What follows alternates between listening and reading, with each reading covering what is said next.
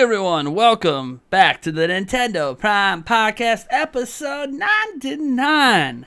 Woo! I am your host, as always, Mr. Prime, also known as Nathaniel Rumpel-Jantz, and I am joined, to my left and your right, by... Eric Moore. Alrighty, and this week we do have one of our $20 patrons on. Well, why don't you introduce yourself, good sir? Howdy, everyone. How's it going? I'm 243. 243. Yeah, buddy. 243. Yeah, he's been on a couple podcasts already. I'm glad to have him back on. He is, as I said, one of our $20 backers on Patreon. If you would like to be on an episode of the Nintendo Prime Podcast, you can head over to patreon.com/Nintendo Prime and become a $20 backer yourself, and that will get you on at least one episode per month. There's also other perks. $5 per month gets you early access to the audio version of the podcast. $10 per month gets to watch the podcast as we record it. So it's kind of like your own little private live stream, I suppose. Yeah. And yeah, those are kind of like some of the big perks. There's other perks as well on the Patreon. So if you guys want to go check that out, maybe you'll find something you want to help support on for this channel and keep this thing going. That being said, let's just get right into our topics. So we actually have 4 topics this week for the first time in a long time. And the first topic, I don't even need to look at because this is something I want to do in every podcast. But sometimes we have too many topics, so I just forget about it. But we don't have a zillion topics this week, so I'm actually really curious to hear from 243 on this. Yeah. Because I don't know that our games have changed that much. I haven't played anything. You're not a true gamer. Yeah, I know. The first topic is, hey, what have we been playing this past week? So we already know from Eric, absolutely nothing. You're not cool because you're part of a team. I mean, I guess we did play Madden, but that was yeah. Yeah, I guess we went past midnight. That would make it part of this past week. Yes. Andrew, what have you been playing this past week? Well, there's been a lot I want to play. I miss Virtual Console so much. I almost went to GameStop like 3 times to buy a Wii U. Just to get those GBA games and N64 games. But to get my fix of old school Mario that I've been wanting to play, I've actually went back to my 3DS and been playing a lot of 3D Land, trying to do the top of the goal post and the 3 star coins in each level to get the 100%. Hell yeah. Nice. I think I'm at like World 5 right now. So hopefully grind that out eventually. Nice. So that's it? That's all you got for this week? I think I played a little bit of Bayonetta. Huh? 1 or 2? That was it. 1. I actually haven't played 2, even though I've owned it on the Wii U and on the Switch. I'll get to it eventually. Nice. 2 is really good. So I mean, so is 1. I know. 1's incredible. Cool. I guess that falls to me. Nate, have you played a video game this past week? The answer is yes. Oh. What have I played this past week? Well, in the spirit of last week, when Eric was playing ukulele, I played some ukulele. Nice. And sad day, my kids deleted my save file. Ouch. And I had it backed up on all 3 save slots. Oh, Lord. And then they started a new game on save file 3. Why? I have no idea. It was probably my youngest. Aiden knows better. Yeah. But Ollie has no idea what he's doing when he touches the Switch, so he probably just did it by accident. Yeah. Anyways, so I had to restart ukulele, so you are probably further than me in that game now, officially, even though you didn't play it this past week. I'm still on World 2. Yeah, I'm not to World 2 yet. Still messing around on World 1. Did you get to the part where you get to pick whether you want to expand the worlds or not? Nope. I was going to ask how you like that mechanic. I thought it was an interesting take. Instead of having to get a new world, you can kind of go back to the one you've seen and get more of it. Mm-hmm. That sounds cool. Can't wait to experience it. Again? Again. It's been a while. Just remember, put the automatic cloud backup saves on. Yeah, I have that on. Eric, I don't think has the online service. No, so. I do not. Good for you. Good for you. I don't game enough. Good for you. Which is sad. And I didn't get the family plan, so I couldn't just grandfather them in. Even though there are some NES games you might want to play. Yeah. That's a topic we'll get to later, though. Man, so besides ukulele, I did play a little bit of NBA 2K19 this past week on the Xbox One X because I picked it up on there. I also have it on Switch. I haven't played it in a long time, and I'm pretty disappointed in the rating of the Bucks. Yeah. I don't know how you could be the only team locked into a playoff spot, be the only team, or the first team that's about to hit 50 wins, have the best record in the entire NBA for 3/4 of the season, but when you're listed in the Tier 1 teams, you're the lowest rated Tier 1 team. I understand, based on legacy, why they wouldn't be rated higher than the Golden State Warriors. They should be the top-rated team. You know, back-to-back defending champions, added Boogie Cousins. They should be a top-rated team. But how can the Bucks be rated behind the Houston Rockets, be rated behind the Denver Nuggets? I don't know. Like, it makes no sense to me. They have, I couldn't tell you. they potentially have the MVP. He should basically be a 99, but he's not. Yeah. Chris Middleton was an all-star this year, and he's rated worse than he was in NBA 2K18, because that makes sense. Yeah. Malcolm Brogdon's having a 50, 40, 90 year. He's rated down in the 70s. Brook Lopez is having a career year and has hit more three-pointers than a 7-footer has ever hit in the entire history of the NBA. His three-point shooting is pretty crappy in the game. Like, really, really crappy in the game. Why? I don't know. He shoots it at a near 40% clip. Basically, what it's sounding like is they don't really have any weekly roster player updates. No, they do, though. That's the sad thing. Okay.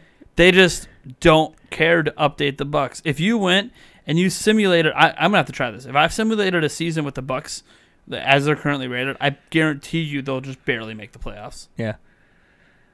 Like, I didn't even check. I'm sure the Toronto Raptors are probably rated higher than the Bucks, too. Probably the Boston Celtics. Probably. Guarantee they're rated higher. Yeah. Even though they're like 10 games back. Yeah. So here's my thing. I obviously have some bias towards the Bucks, but my thing is Giannis is the cover athlete. Yeah. So you figure his team would be something you'd pay extra attention to this year. Nah. But no. Other teams that are worse get better ratings with their players. And like even some of our bench players aren't rated that well. Like, Mirotic's not rated that well. Yet, when he was on the Pelicans earlier, he was rated in the 80s, and now he's down in the 70s when he's on the Bucks. How does that make any sense? He just changed teams. He didn't get worse. What? What? Are you serious? Yeah. I don't know what's going on. That makes no sense. The Bucks should be at least a 90 is what I'm saying. But they're in the 80s, and they're the lowest rated Tier 1 team. It makes no... How could you have the best record in the NBA but be the lowest rated teom? Have multiple All-Stars. Anyways. Yeah. It is what it is. Nothing I can do to change that. Philadelphia 76ers are rated as a 96. Oh. And the Bucks are an 88. Yeah. How? Just to throw that out there. And this is not me slighting the Philadelphia 76ers. I get that everyone talks about, they have the most talent, starting five. Okay, fine. But they have no depth. And no chemistry. Oh, there's zero chemistry.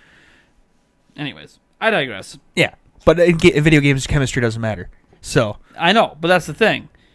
What that means is that NBA 2K looks at the Bucks roster, and they are still viewing it as Giannis and a bunch of nobodies. Yeah. That's what they're viewing. They're not paying any attention to how good Eric Bledsoe's been on defense. Right. He's actually rated out as the top-rated defending point guard in the entire NBA this year. His defensive rating metrics on the game are not that great. I couldn't tell you. It's like, I get it. I know I'm biased, so I pay closer attention than, I guess, the people who make a game that's all they should be doing. That if it's anything like Madden, they have people at games that are supposed to be watching the games and then updating the player. And I'm not saying Madden has it perfect either, but at least it feels like throughout the season the players actually change. Yeah. Here it's like, no, it's still Giannis and a bunch of nobodies. Yeah. Oh, yeah, we boosted Giannis a bit because he's MVP. Okay. Well, okay, thank you. He's your cover athlete. Of course you boosted him. Yeah. Anyways. Yeah. So, yeah, I played a little bit of that. I can't think of... I'm trying to think if there's anything else. I was going to play NBA 2K on my Switch, and then I decided to restart Game of Thrones because Season 8 lands next month. Yeah. I know, like, it's interesting. I've never rewatched any of the seasons of Game of Thrones, right? Yeah. So I haven't watched Season 1 for, like, almost a decade.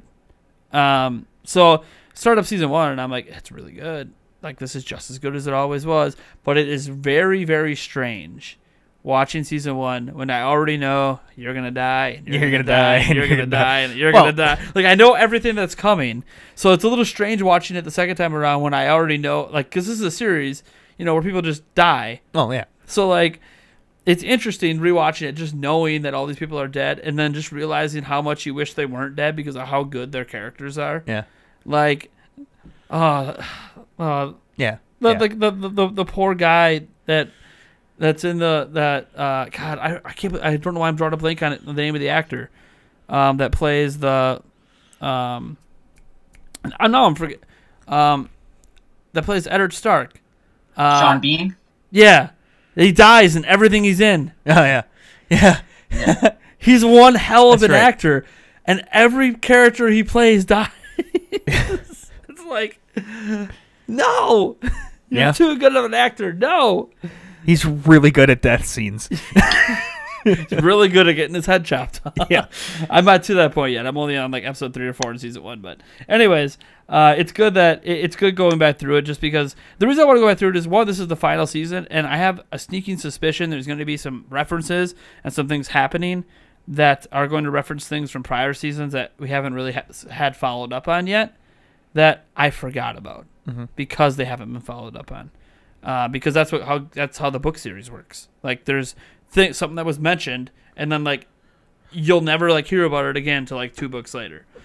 So I have a feeling that since this is the finale, that there's going to be some things going on. Like, it's interesting to me. Like, I forgot that the opening scene in season 1 is about the White Walkers. Yeah, I totally forgot. Like, yeah.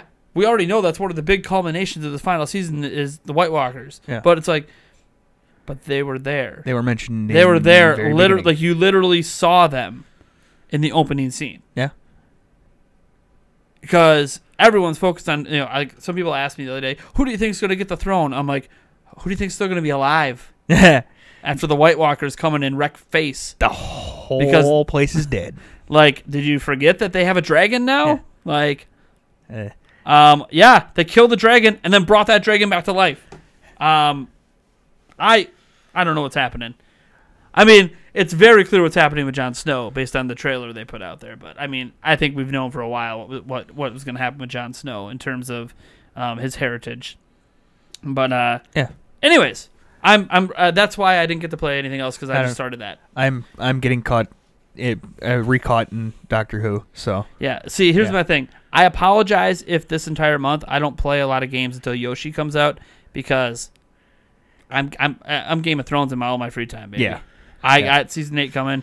This is, I mean, next to video games, the Game of Thrones is like my favorite thing, period. So, and I have the Telltale series.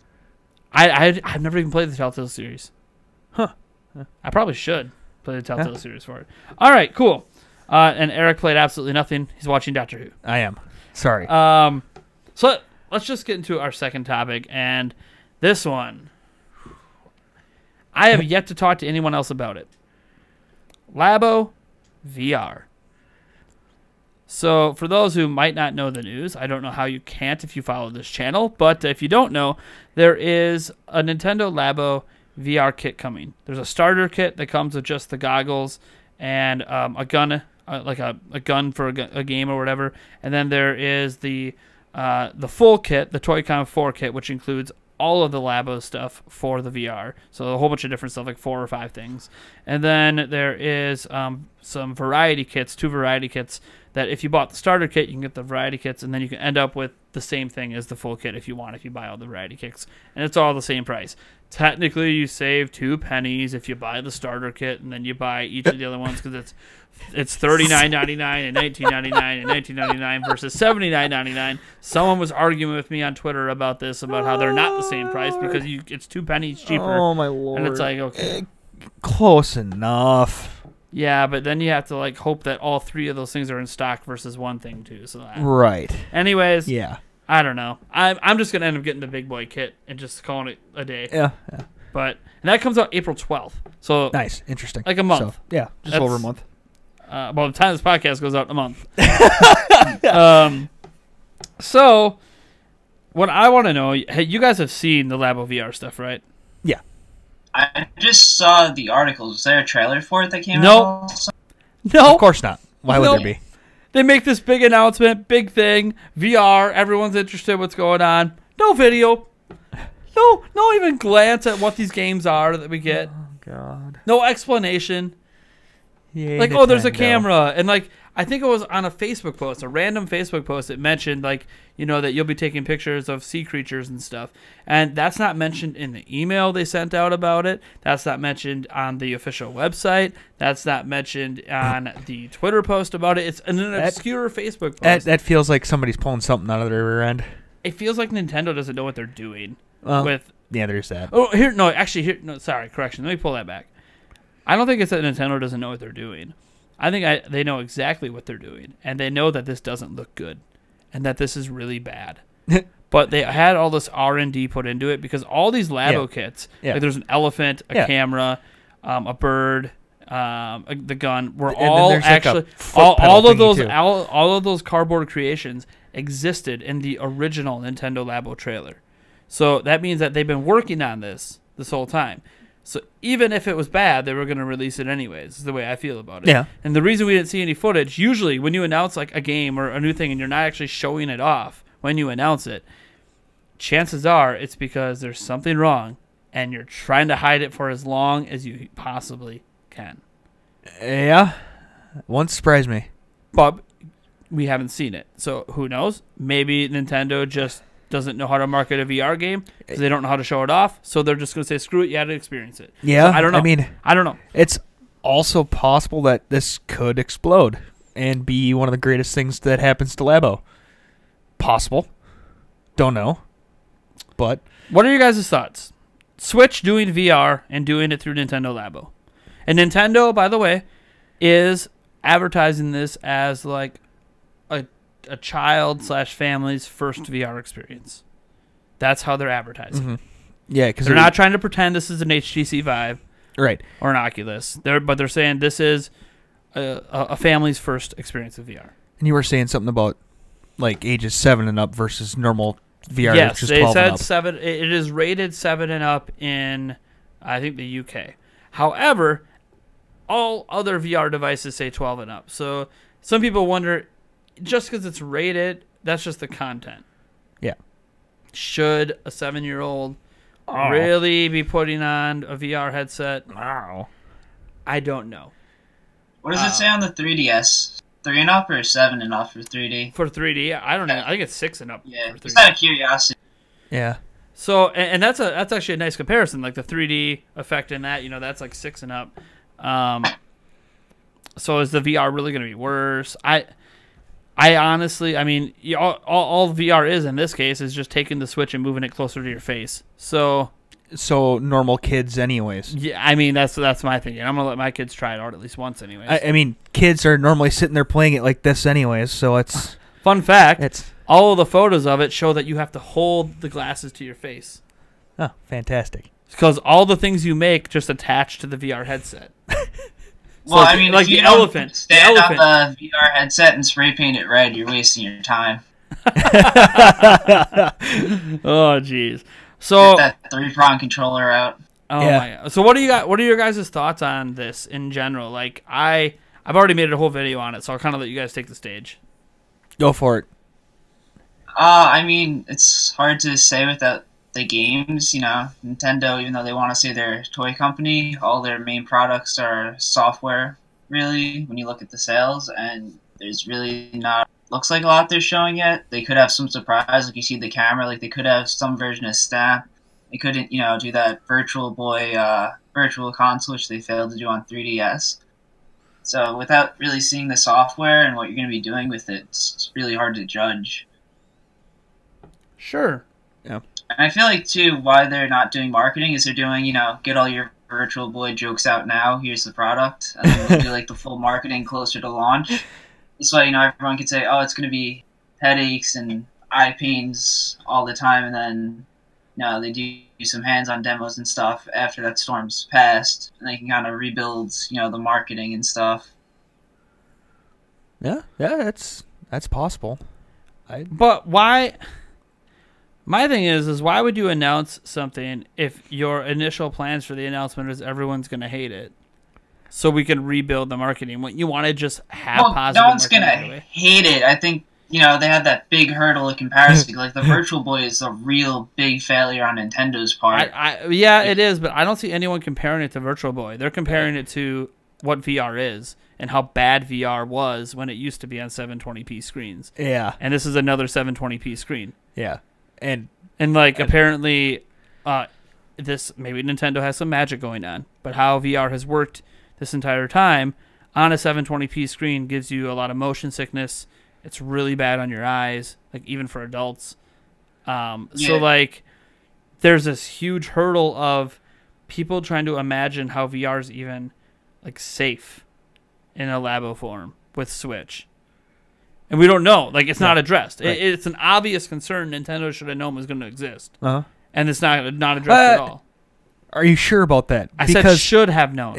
Again, we know Nintendo doesn't pay attention to anything sometimes outside of Nintendo. That's why I said should have. Yes. I didn't say they do know. I said should have. Yes, but can we really, they should do enough research into VR to know how that, VR works? Should we really have expected them to do enough research to expect them to know that? I would hope so. They played. See, we've seen images of like Miyamoto playing VR things at E3. So like, they've experienced it at least. But that doesn't mean they did any research outside of Nintendo themselves. Okay, well they had to have at least tried out this themselves to know if there's issues. Yeah, you'd figure. You hope. Yeah, maybe they. No, because we're not kids. Yeah, we just had some our children randomly throw it on and they said it was fine. Yeah, right. We didn't bother to double check that the kids actually had the screen on or anything. And they also only played it for like 20 minutes. Probably not even. Yeah. Probably like a 5 minute. The games probably aren't even 20 minutes long. Yeah, right. So I think that's really the biggest thing right now. I think Labo VR is a brilliant concept. It is. The concern is always going to be, because of how low res the screen is this safe? Like, they're advertising this as like a children's first foray into VR, when VR has not even been deemed safe for children on 4K screens. So how is it now safe on a 720p? I think that's the big question everyone has is, this is a brilliant concept, but how did you make it safe, and how are you going to alleviate the fear of parents that forever have known VR isn't safe for kids? Yeah. I don't know. Yeah, I know there's like a magic number for VR where like your refresh rate has to be like in a certain range, otherwise it throws your eyes off and you get really nauseous. I don't know if the Switch screen is, at that hertz or megahertz. Well, it only goes to 60, so. Yeah, I know. And I think it's like 120 or might get sick. 180 or 200. I can't remember. It's a really I don't know high off the top of my head. And that's supposed to be per eye, by the way. Yeah. Switch can't do it per eye. Because how VR works on all other devices is it's given each eye its own image, and that image has to refresh at that high rate. Even when you do like VR on your phone, like if you ever use a VR app on your phone and you plug it into like the Samsung headset or you get Google Cardboard or whatever, the phone in combination with the lenses is still giving you two different images. So if Switch is going to do that, that means you're splitting the screen capabilities in half, which means it can't do 60 on each half of the screen, because it's a 60 hertz panel period. So when you split it in half, you're getting 30 and 30 per eye. So you're already dropping it to 30, which is way lower than where VR should be at. And you're using a really low resolution screen. The only thing I could think of is... And this assumes, by the way, that the games themselves even run at 720p. Because, after all, Yoshi doesn't hit 720, so how should we presume these games are hit 720? It'll be 720 docked. Don't worry. yeah, that's what they're going to do. Throw the cardboard on your TV. Yes, it's now Nintendo Labo TV edition. Yeah. You got a 4K screen, right? Just slap this on the side of your TV, pick your TV up, and go around. I wonder if I dock it... because it's all motioned control, and it's all by the Joy-Cons, because there's no gyros in the actual screen. So I wonder, if you dock it, could I record gameplay of it and just play it like it's a VR thing without being VR on my face? That would be interesting. Or sit there, you have your Joy-Cons connected to the outside of the thing. You somehow like put rubber bands around the dock, and you're sitting there with the dock going like this. Yeah, just take it off the wall mode. Just so I can record footage of it. Oh man, that Wow. That's how that works, right? I mean, that totally gives you what the actual experience is, right? Right. Yeah, totally. Not at all, but No, so what you do is you just split your camera, and it's like looking at each section with one eye, right? yeah, I'll take both camera, one camera through one lens, one camera through the other lens, and just splice it together in post and pray that's gonna work. Yeah, that's how that Even works, though right? I don't have two of the same cameras with the same lenses. Yeah, whatever. And they're recording themselves at different refresh rates. Yeah. Episode Details. 100 of the Primecast. You heard it here, coming to you in VR. Oh my god! Yes. That is actually one thing that I'm curious about because, okay, so obviously we've known that Switch has had a VR mode in its OS for a while, but this OS itself kind of has a VR mode built in, so I don't know that Nintendo is why that was there. Yeah. But theoretically, using the headset, you would be able to just like launch YouTube and watch a movie in movie theater mode. Mm-hmm. I mean, also, theoretically. too, there's no straps on it, if I remember correctly. So you're gonna have to There was no hold it straps there in any. whole video. But however, did you notice? You notice like where the straps would attach? There's like those two giant plastic holes. So I'm wondering if there is a strap attachment, but they just didn't show it off Maybe. There probably is. It's cardboard. because they want you to hold it to your face for a lot of the games. But maybe it's like, oh, hey, by the way, you can go like load up the YouTube app and watch the latest Nintendo Direct, just strap it on. Yeah. And it's like, sweet. Yeah. Again, still low resolution, but I mean, still sweet. Whole new meaning of direct coming directly to you. Hey, there you go. There you go. I mean, I was about to say watch Netflix, but I mean, ask Netflix. Wait, ask Nintendo. I'd like Amazon now, so I can watch Game of Thrones on my Switch. Yeah. That'd be sweet. All right. Do I want to watch it in that low resolution? I don't know. Yeah. I If don't I know. take my glasses off, everything drops to 480 anyway. Like, Nice. actually, it might be 240. Nice. So I take my glasses off using the VR set anyways. I'm not even going to notice it's sub HD. Yeah, no. So it doesn't really matter. Yeah. There you go. It only matters if I wear my glasses. Now, I did notice that the VR headset did not look glasses friendly, though. no, probably not. Now, question for you: Does the Labo kits come with Dramamine for the motion sickness? Oh, jeez. I think that's really the question that I think anytime you're going to announce something VR for your device or like you're going to make your device have VR capabilities, I think the number one thing you need to do, especially when you're targeting children, which is a market that has never been targeted by VR because of the concerns, is that if you're announcing it and you're targeting it at kids, you kind of need to have some sort of video or trailer or something that addresses the concerns. Because you had to know they were going to be there. Because if you don't know they're going to be there, it means you didn't research VR at all to know why children are not supposed to be allowed to play VR. Well, I mean, hasn't there been like, not like real, like commercial products, but like cheap knockoff stuff? So VR for kids. There has been. Toys R Us in a while. So what there's been, like you can go to Walmart and like $20 get like this VR for kids thing, but like. I got one of those this past holiday for my kids, and it's not VR. It's just movie theater mode. Yeah. So, like, and you still have to plop your phone in. So you can say, oh, that's like Switch. I'm like, yeah, but that's not actually VR. There's no, like, the fish aren't swimming around you, and, like, you're not in the thing. You're just You're literally just cool. You have a place to hold your phone. Yeah, like it's not. It's a phone holder. It's not actually like that, and that's the thing. That's why they can get away with it though, because it's not real VR. Now, so the question is this not the real same VR? thing? Yeah, is this like not real VR? Is it just movie theater mode? All these games. Nintendo's version of VR. Because again, Nintendo doesn't necessarily learn from the outside world. So what their version of VR is... Well, they call it Labo VR. Yes. So it's its own type of VR. It's not VR. It's a Labo VR. Got it. Yeah. Got it. Yes. Question for you. Why is basically every article I've seen on the internet about this like, no, absolutely not. This looks stupid. This is the dumbest thing I've ever seen. Basically, the whole internet is like, no. Okay. So for starters, I disagree with a lot of the premises that these articles have, and a lot of comments I've seen from people. Not so much on Nintendo Prime, but I've seen these comments on other channels where people, outside of the concerns, I will always say, look, you're concerned about motion sickness, health of kids' eyes. Those are valid concerns that you need to bring up to Nintendo, and I hope they address.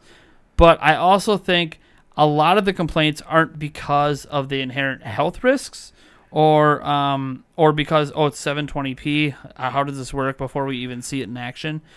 A lot of it is just this is a stupid implementation of VR, and people think this taints and ruins VR and can ruin people's perceptions of real VR.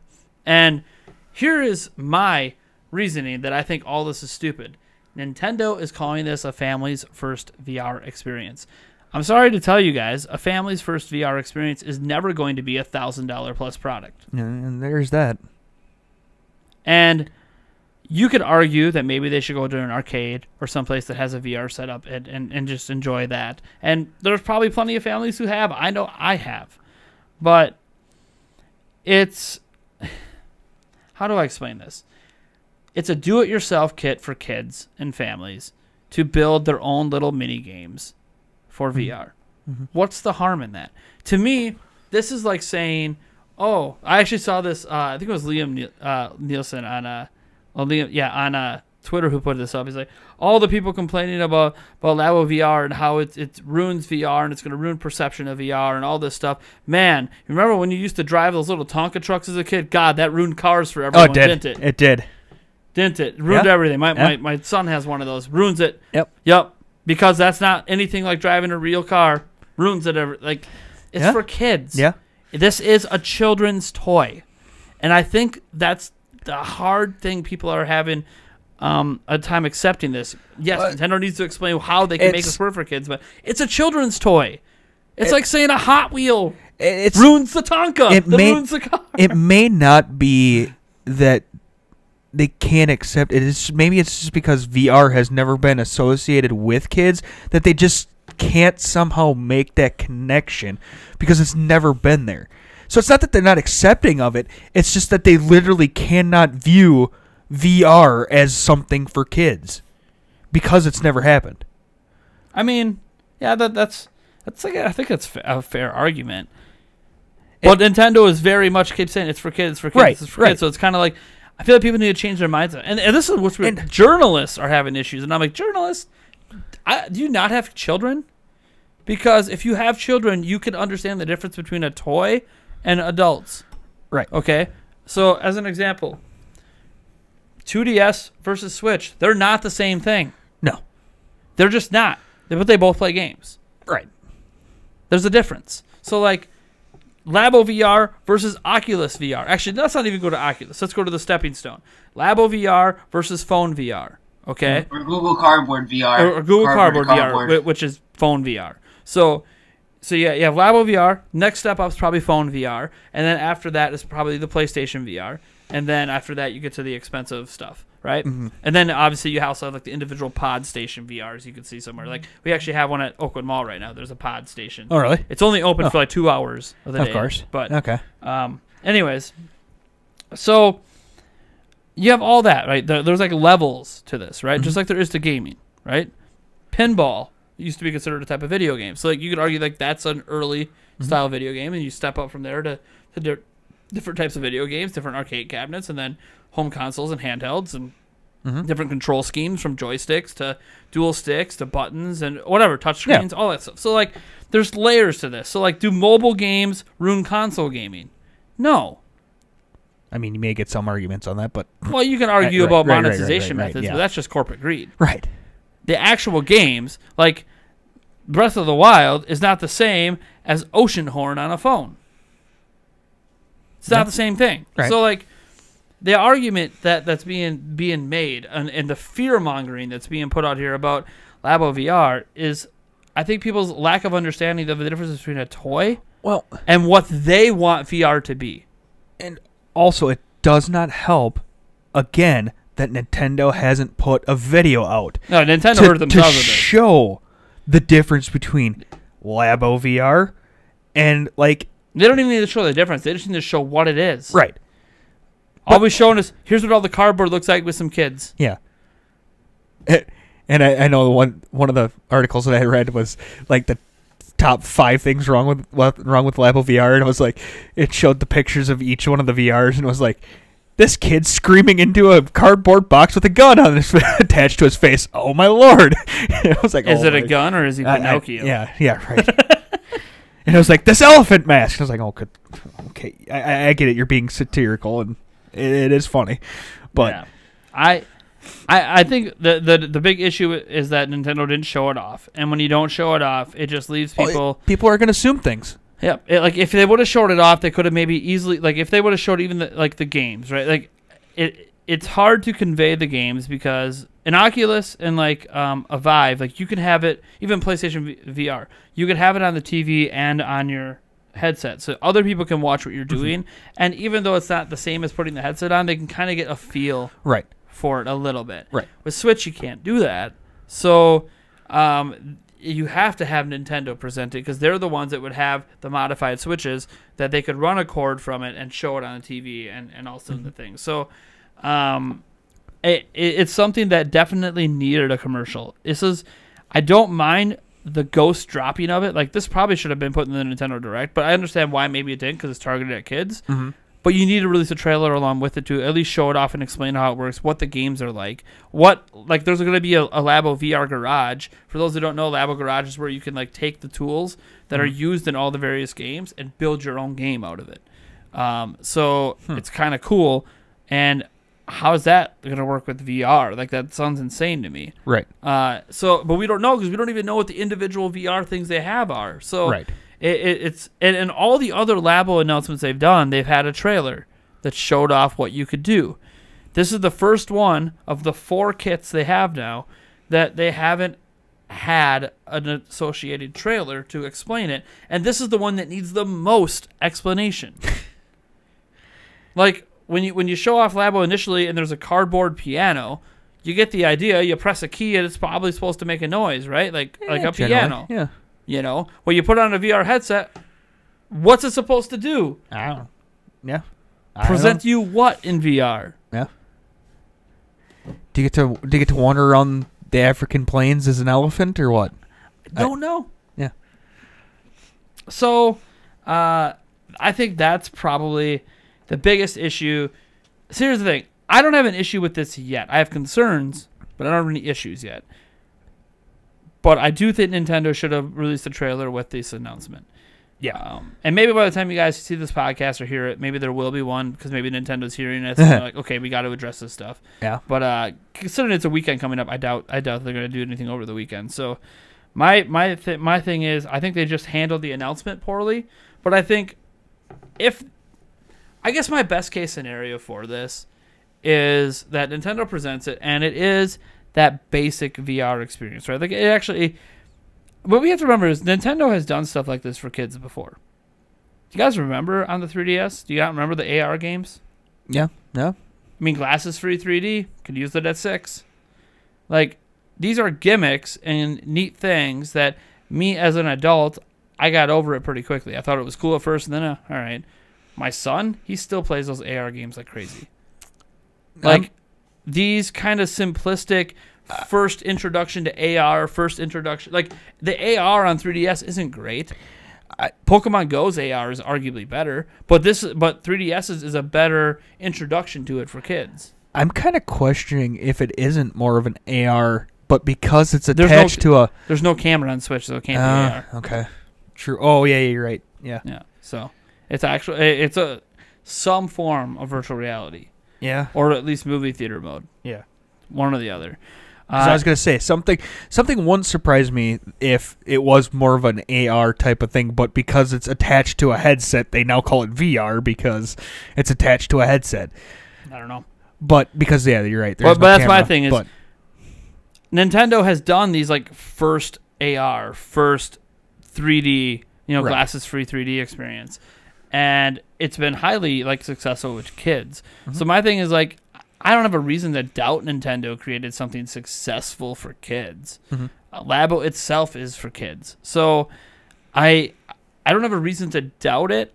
I have concerns based on my concerns are based on what VR's always been. If this is different than what VR's always been, then I need that explained to me as a parent. Mm-hmm. And they didn't do that. So my only concern is they didn't explain it well enough.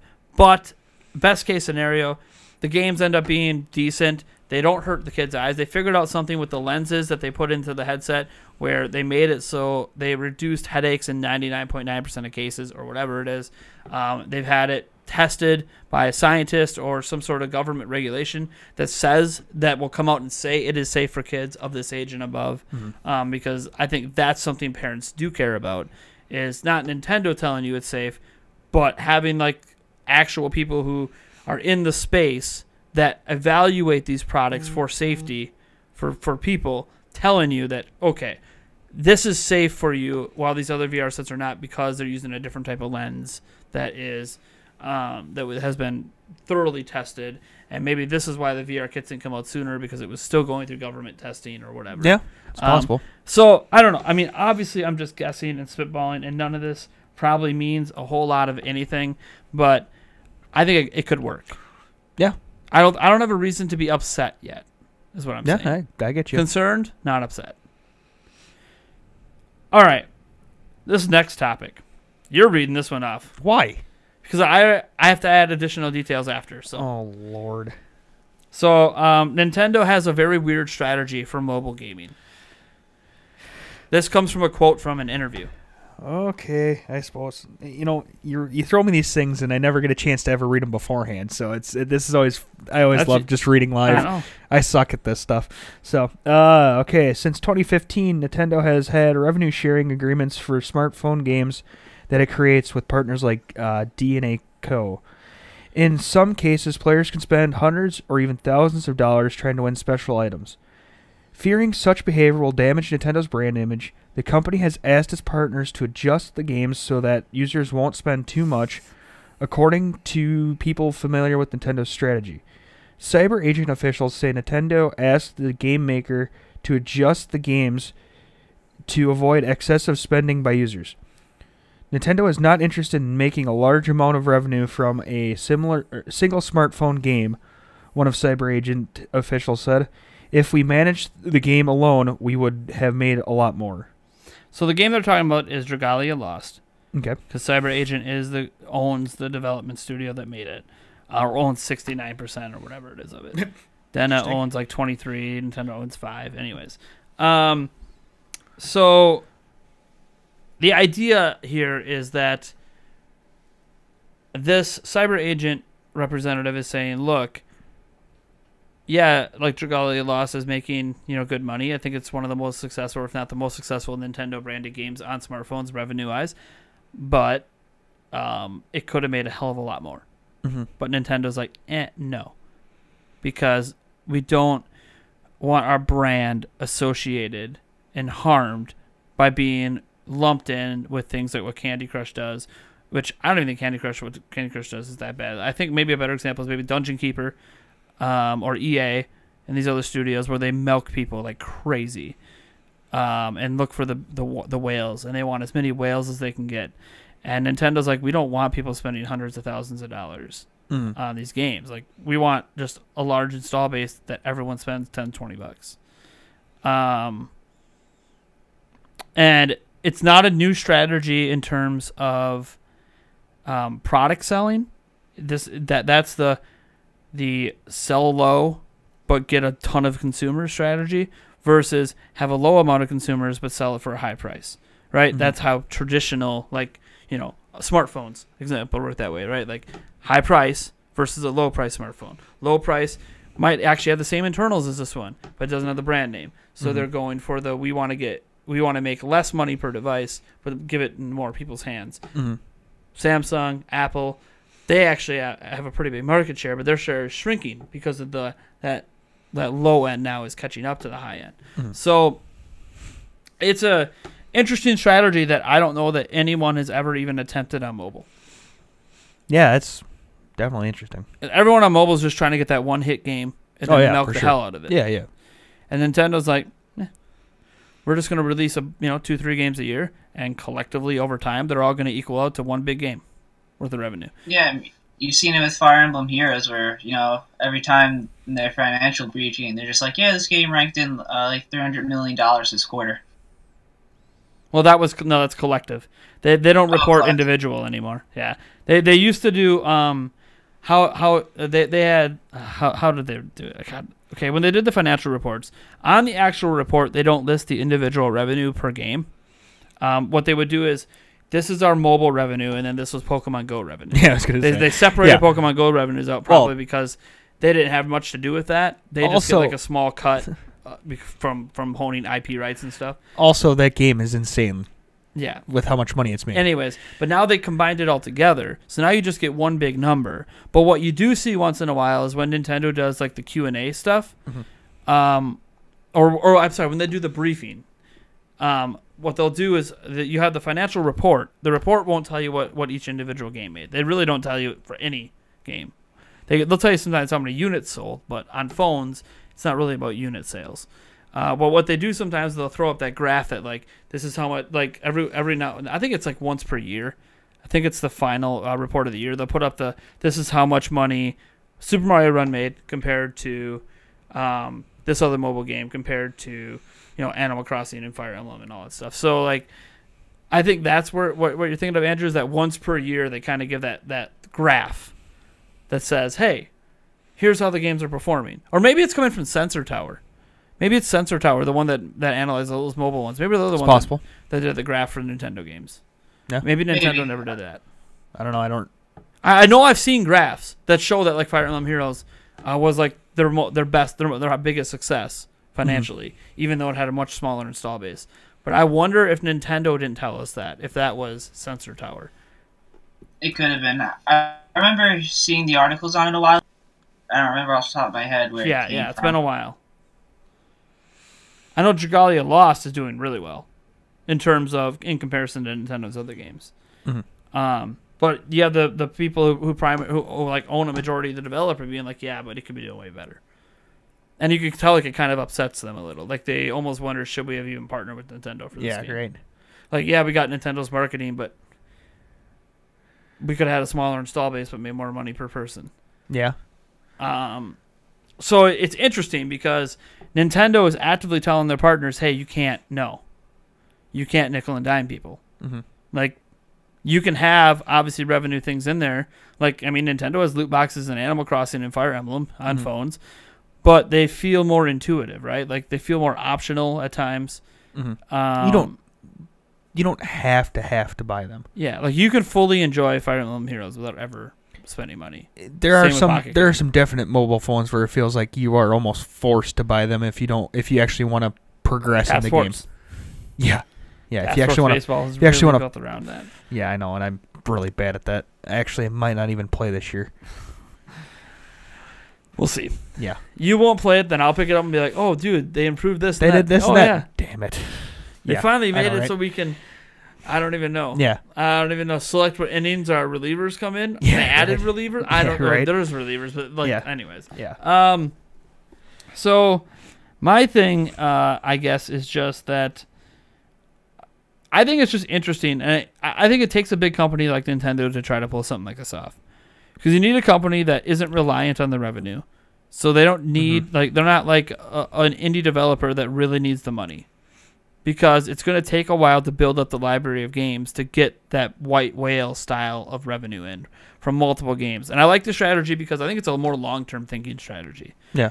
So all these games that are really popular, even Pokemon Go, it's not going to stay popular forever. Okay, right? It's going to eventually die down. Will it stay as a relevant application for a while? Sure, like Angry Birds is still a thing. Yeah. But it's nowhere near what it was in its heyday. Yeah. And that's going to happen to all these games because that's just what happens. Time moves on, more stuff comes out. Eventually the old stuff slowly starts to phase out. So I think Nintendo's thing is, look, these games are all going to eventually phase out anyways, right? Like, people are going to stop playing Super Mario Run, stop playing Fire Emblem, stop playing Animal Crossing, Mario Kart Tour, eventually. But the thing is, if we can get enough of these games with a big enough active install base at the same time, with everyone spending little bits of money, collectively, when one of those games starts to phase out, we already have another one coming in to replace it. So then they can create a stable amount of revenue from mobile versus having that fluctuation of, oh, Pokemon Go exploded this month, but now it's way down this month. And our revenue just went from billions down to like a couple million. I think they're trying to avoid that. Also, well, I don't think you want to go first. No, go for it. Go for it. You're the guest. Well, I think it's also that you've been seeing, in Nintendo's last financial report about how they're kind of building this 3-pillar strategy where they said it was, games, entertainment, merchandise, and movies, and how you're seeing Nintendo kind of switch more towards this big open. I think they want to keep these cheap platforms in where they can get you into one pillar and then get you to go to the other 3. Well, yeah, they've openly stated that too. Mm-hmm.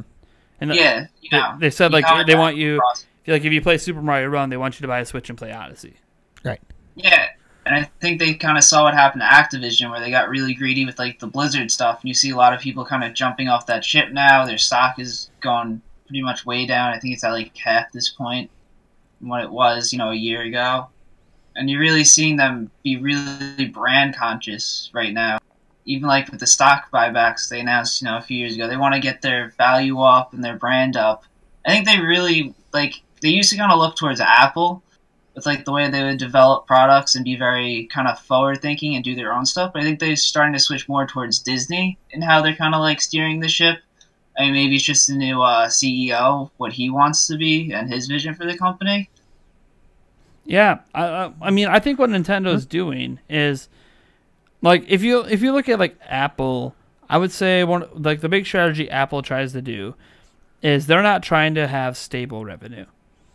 They are trying to constantly explode all the time. And when they fail to do that, people lose jobs, heads roll, and it's a very cutthroat kind of thing.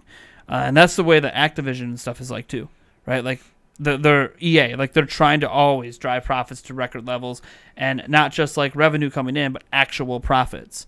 And when it doesn't work, what happens? Well, Activision fired 800 employees. Even though they had a record amount of revenue, they didn't have a record amount of profits because they were spending so much money.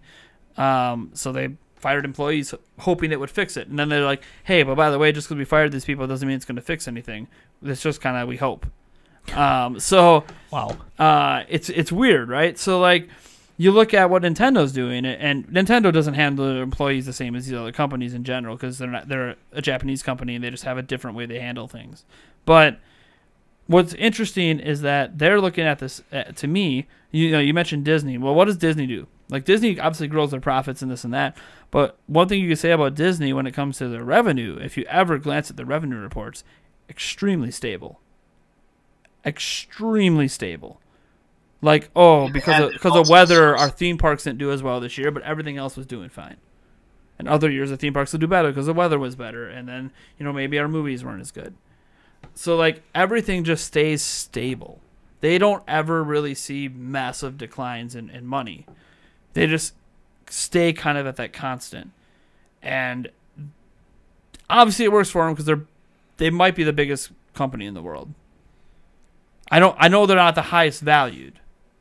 Because I think wasn't it Amazon or Apple recently became the first $1 trillion company or whatever. Yeah, Apple is just the highest value. So like they're not the highest value, but they have, I think, the most amount of assets, and their hands in the most amount of cookie jars, and it's kept everything very stable in terms of the revenue. Like if cable TV dips, from the stations they own, they have other things coming up that can make up for it.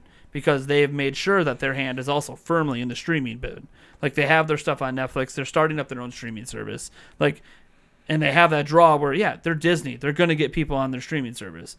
You want to watch Star Wars, you want to watch all the great Disney movies. Eventually, you're going to have to have Disney streaming. And people are going to get it. Yeah. I'll probably have it because of my kids. Heck, I'll have it because of me. Star Wars, baby. Indiana Jones, because they own that now. Come on. Yeah. But I think that's what Nintendo is trying to get to. And I think Nintendo's looking at it like, look, we could go for high profits now. We could electrically lost have everything, advertise the hell out of it, let it milk people, and be fine. Okay, yeah, it hurts our brand a little, but our stocks are going to be awesome because our reports are going to be great. Now, what happens when that drops off? What happens when it comes back to bite us the reputation that we're burning? Well, right. By doing this. I mean, because they could have milked you in Odyssey. all those costumes. Oh God, yeah. They could have microtransactioned the hell out of that. Yeah. They could literally take the games they make now and make so much more. Oh yeah.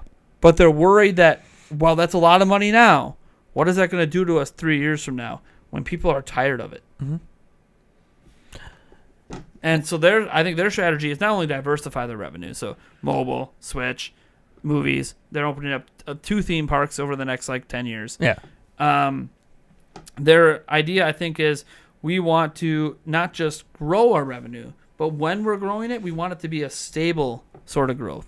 We don't want it to be that thing that goes through the high spikes and the big dips. We want it to be kind of a constant. Mm-hmm. So, yeah, you know how we can grow our theme park revenue after we open the first 2? Open another theme park. Mm-hmm. How can we make more money on mobile game, new movie? What? Open that theme park, the new mobile game right there, a new game on Switch, and a new movie. Yep. All that revenue ties together now and boosts each other. Yeah, for sure. And if one of it flops, there's other things to bring it back. Mm-hmm. And that's what happens with Disney. Like if a Disney movie flops, they put a lot of money in. Like say it's not going to flop, but say Toy Story 4 flopped. Like, okay, well Frozen 2 will pick it up. More so likely, yeah. Or if Frozen 2 flopped, Toy Story 4 will pick it up. Like it could be the other way around. So I don't think either one of them are going to flop because there's just a lot of fans of both of those series. Yeah. They're going to turn out even if the movies aren't good. And I'm not saying the movies aren't going to be good. I am disappointed Toy Story 4 exists, but maybe it ends up being really good. So I can't judge until I see it. Right. But I think that Nintendo just wants a stable. I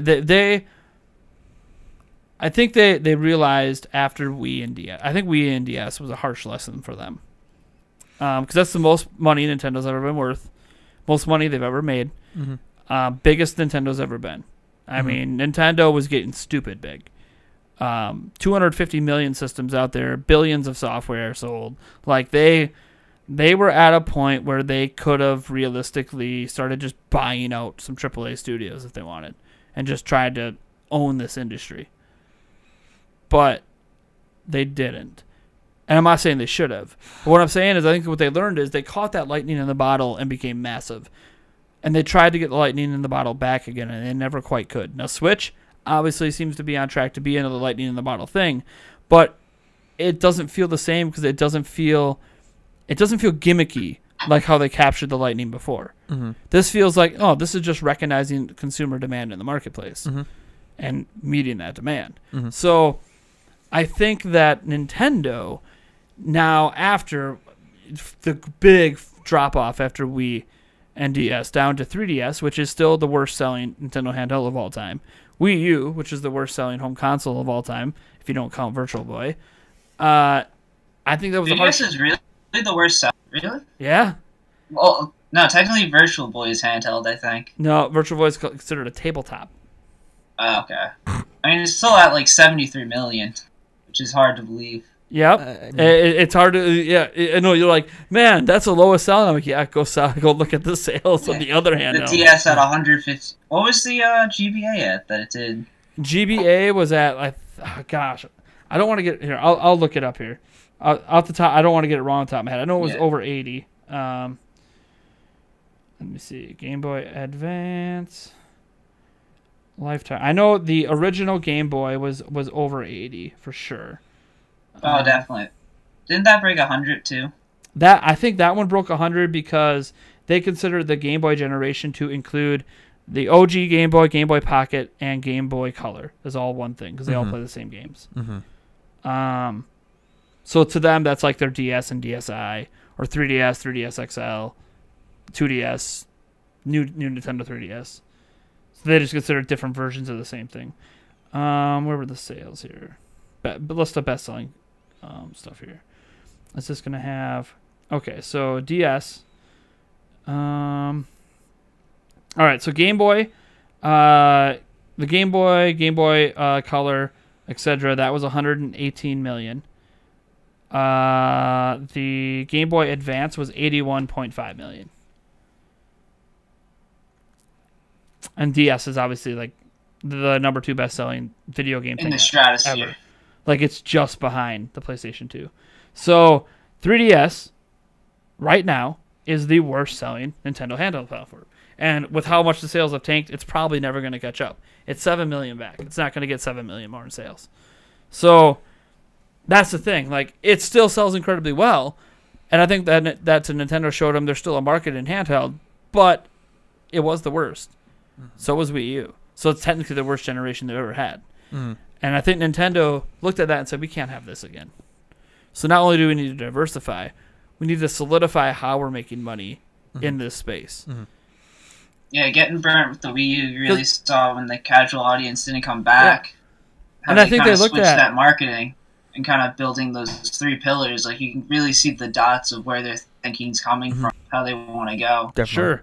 And I think they look at Pokemon Go as like a similar thing, right? So Pokemon Go blew up, right? Like, you would think, oh, of course Nintendo wants a Pokemon Go game that blows up. I mean, I'm not going to say they would complain if they had one. But I think they look at that as, okay, Pokemon Go blew up. To them, that probably felt like this is a Wii situation.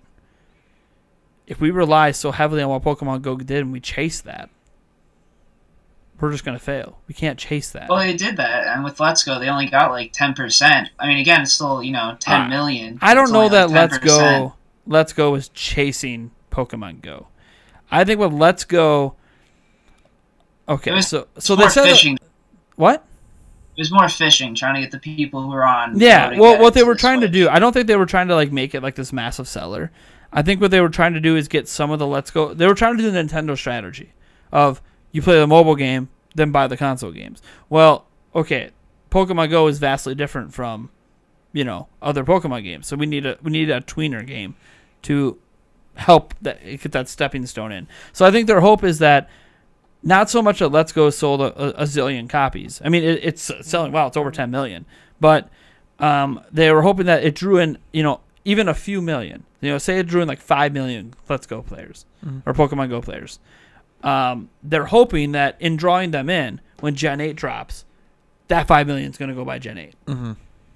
So then you get the normal Pokemon audience plus the extra 5. Yeah. So, and I think their strategy was to build the brand of Pokemon up bigger. That's what I think, anyways. And this is just because that's how Nintendo thinks. Nintendo thinks definitely. Nintendo thinks you go see the new Odyssey Pokemon sold movie that's better out. because of Super Mario Run, and that. I'm trying to think. They probably think Animal Crossing on Switch will sell better because Pocket Camp exists. Fire Emblem. Oh, I can't wait to see what Fire Emblem does. Yeah. Like, I bet you Nintendo's whole process is, well, it's working because look at the sales. I don't know if there's any actual correlation between the mobile games and the sales, but Nintendo said that's what they wanted to happen, and Switch games are selling like crazy, so I think they might see a correlation there. So I don't know. I mean, the Pokemon Company had a lot to say, too, with things with Let's Go as well. That's the big thing to remember, too, is Nintendo doesn't control Pokemon as much as people think they do. So any decisions, even with Let's Go, really probably had nothing to do with Nintendo anyways. Yeah, I think with Fire Emblem, we'll really see how well that strategy is working, because, Fire Emblem was basically almost dead up until Awakening. And then, it turned around hugely. Awakening was, they literally publicly stated that if Awakening didn't sell well, it would probably be the last game in the series. I mean, I think it only sold like 1 million. It's still good for the series. And, the birth rates, I think, did around 2 to 5. Awakening sold 4+. Oh, really? Did that well? It's like the best-selling Fire Emblem game of all time. Even better than all of Fates? Let me double-check. I know, because that was a split one. They Pokemon that one. Yeah. Fire Emblem sales. Let's see here. I'm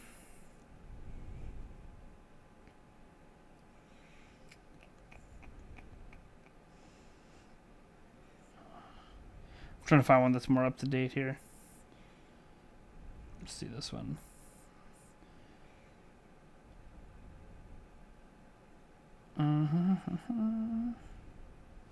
Okay, that's or not. Hold on. I'm gonna. By the way, I'm gonna look at VG charts now, and no, VG charts is not the greatest place for sources on this, but it's better than nothing. The other places I went to didn't really look. Oh my gosh! Close the ad. No. Can I grab the desktop site? Is there a desktop site? Probably not, because it's probably dynamic. It's not on Nintendo.com. They normally list the stats. It only does it for like the top 10 games on the platform. There we go. A little scroll over. Okay. So the best selling was Fates. Yep. Fates sold 2.85. Awakening was the best though until Fates. It sold 2.24. Then again, it doesn't have stats for anything else, so who knows? Well, and also what year was that? Those could be old numbers too. Yeah. Yeah. It says, this says last update was January 1st of 18 for Awakening and December 31st of 17 for Fates. So, I mean, it's been a little bit. So over a yeah, year. it's pretty accurate. But over a year. Yeah, so who knows? I mean, I'll check. Let me check. I don't think I'm pretty sure neither one of the Fire Emblem games or any of the Fire Emblem games are in the top 10 for 3DS. So there's too many Pokemon games. Yeah, right. Yeah. Anyways, the point is that Awakening kind of brought the series back, right? So. And we'll see how Three Houses sells when it comes out. I mean, the push from all the series has gotten. Mm-hmm. Yep. So, anyways, I just think it's an interesting strategy.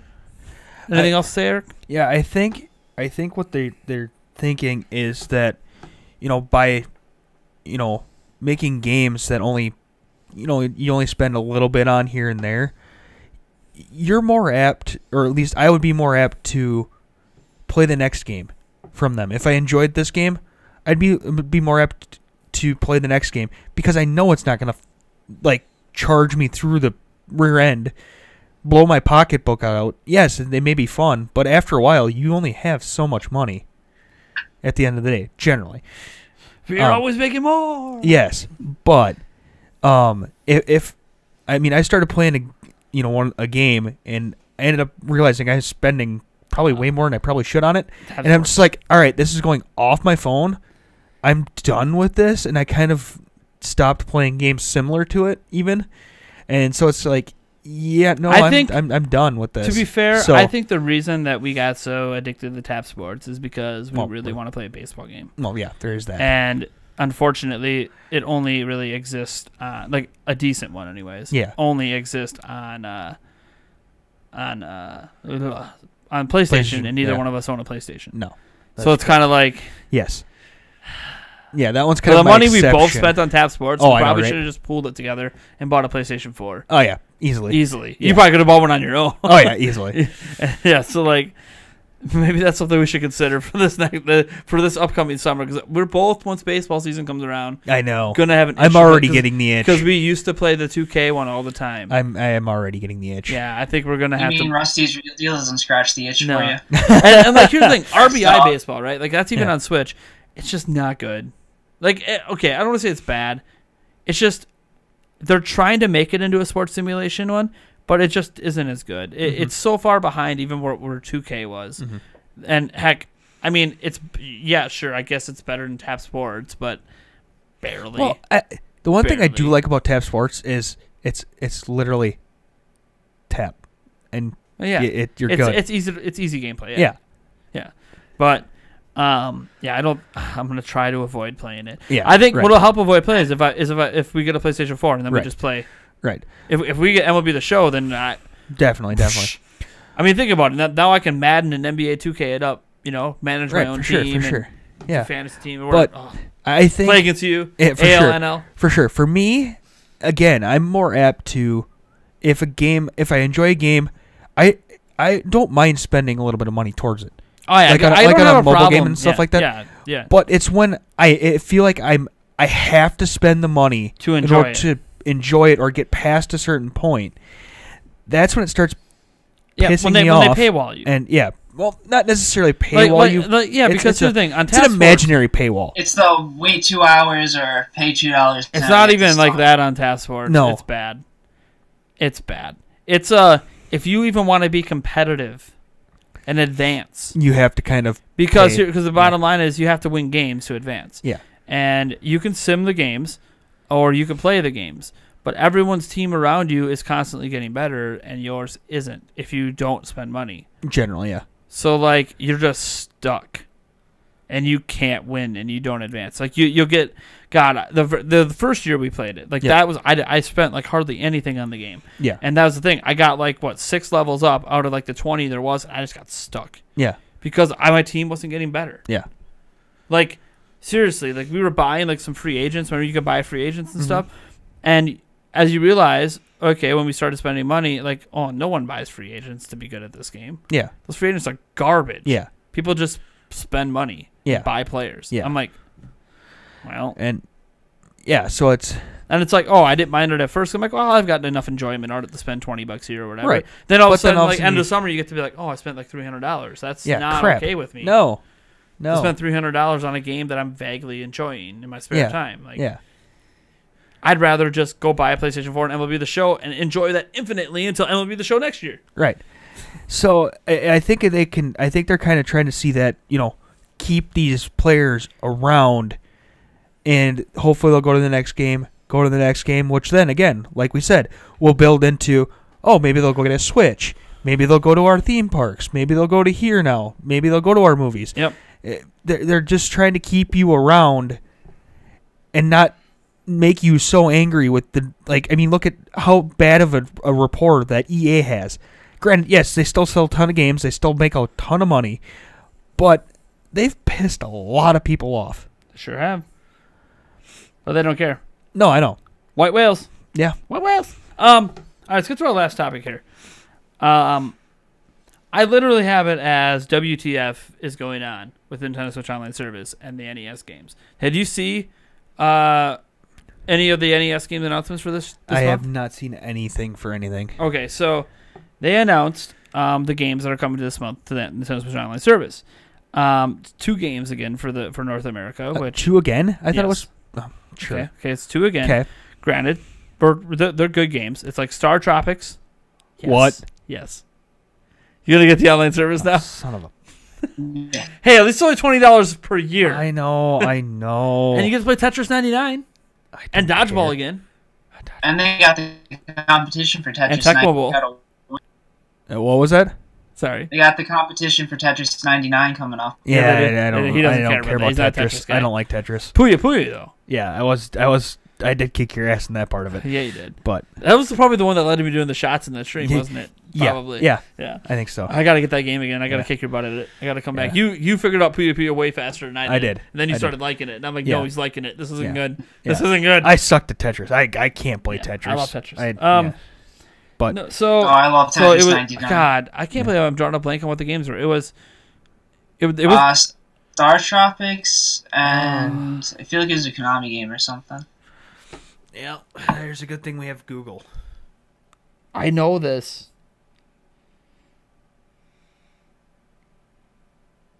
Oh man, why? Seriously, it's because I didn't make a video on it. But I know, like Star Tropics stuck with me because it's Star Tropics.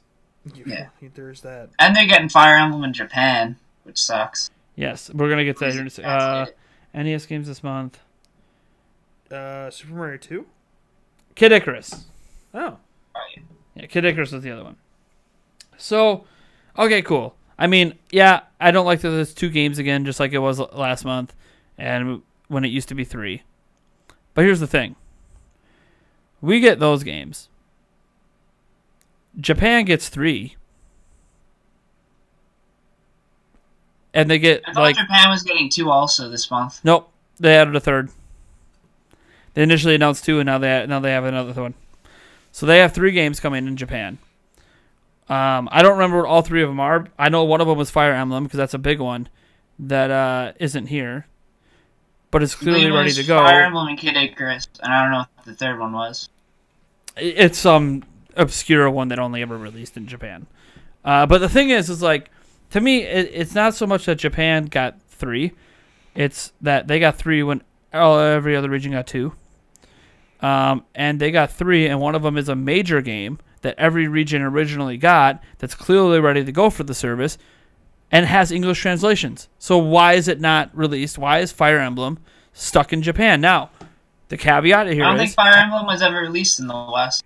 Yeah, it was. As far as I was concerned. Yep, it got released. I played it. Maybe I ended up playing a Japanese copy, now that I think back. But here's my thing. No, the first Fire Emblem was the GBA game. That was the whole thing with Smash. Hold on. Unless it was on Virtual Console on the Wii or something. Hold on.